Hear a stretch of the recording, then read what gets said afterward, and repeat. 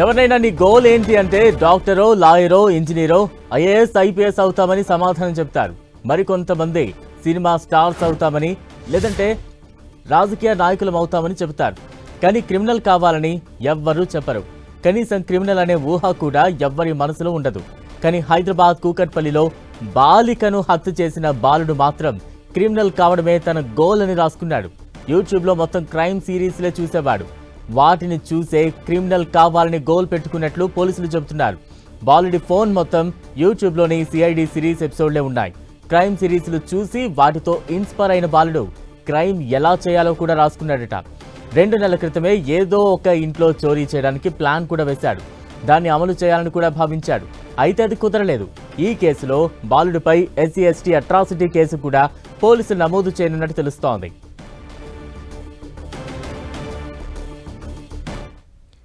Right, ఆ బాలుడి ఆలోచన విధానం చాలా డేంజరస్ గా ఉంది అంటూ కూడా పోలీసులు చెప్తూ ఉన్నారు. మరింత అప్డేట్స్ అందించేందుకు మా ప్రతినిధి కిరణ్ సిద్ధంగా ఉన్నారు. కిరణ్, కుకట్పల్లి సహస్ర హత్య కేసులో సంబంధించి కూడా నిందితుడి స్టేట్మెంట్ రికార్డ్ చేసుకున్న సందర్భంలో కూడా పోలీసులకు కొన్ని కళ్ళు బయర్లకల్లి అంశాలు కూడా వెలుగుచున్నట్టుగా మనం అయితే చెప్పాల్సి ఉంటుంది. అతడు ఒక కిల్లర్ కావాలనే ఉద్దేశంతో కూడా వెబ్ సిరీస్ చూస్తున్నట్టుగా అతడి ఫోన్ లో ఎక్కువగా యూట్యూబ్ తో పాటు వివిధ క్రైమ్ సిరీస్ సంబంధించి సిఐడి వంటి కొన్ని క్రైమ్ సిరీస్ ఏవైతే వాటి చూసే ప్రయత్నం చేస్తున్నట్టు తెలుస్తుంది. ఈ కేసుకు సంబంధించి ఇప్పటికే అనేక కోణాల్లో దర్యాప్తు చేశారు. కీలక వివరాలను కూడా సేకరించే ప్రయత్నం చేశారు.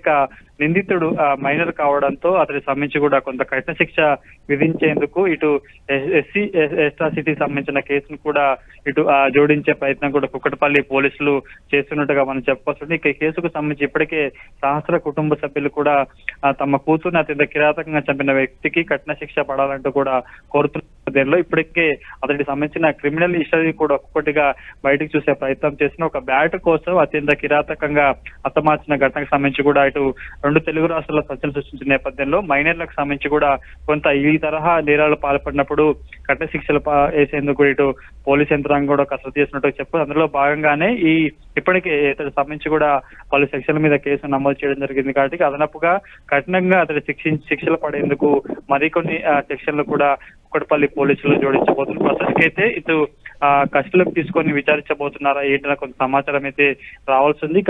అతడి ట్రాక్ రికార్డ్ సంబంధించి కూడా గత 3 నెలల క్రితమే ఏదో ఒక ఇంట్లో దొంగతనం చేయాలని కూడా తను ఒక స్లిప్ లో రాసుకున్నట్టుగా ఇప్పటికే పోలీసులు ఐడెంటిఫై చేశారు.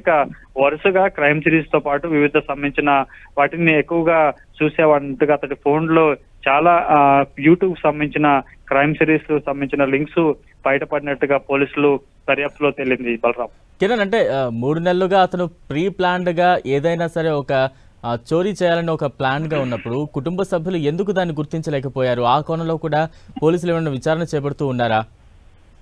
ఖచ్చితంగా, ఎందుకంటే ఒక ఇంట్లో సంబంధించిన పిల్లలకు సంబంధించిన వారి కదలికలను కూడా ఖచ్చితంగా గమనించాలి. కానీ ఎక్కడైతే ఈ మైనర్ యువతిని అత్యంత దారుణంగా హతమార్చిన ఈ కేసుకు సంబంధించి కూడా కొంత నిందితుడి కుటుంబ సభ్యులు కూడా వారు రోజువారీ కూలీ చేసుకుంటారు. ఎందుకంటే వాళ్ళు పిల్లలకు సంబంధించి కావచ్చు, ముఖ్యంగా అంతకుడికి సంబంధించిన కొంత కదలికలను గుర్తించలేని పరిస్థితి కనిపిస్తుంది. ఎందుకంటే ఇంటి పక్కన యువతిని అత్యంత దారుణంగా హతమార్చినప్పుడు కూడా తల్లి నిందితుడిని పలుమార్లు ప్రశ్నించే ప్రయత్నం చేస్తుంది, కానీ దాడి వేసే ప్రయత్నం చేసినట్టుగా పోలీసులు చెప్పారు ఇప్పటికే.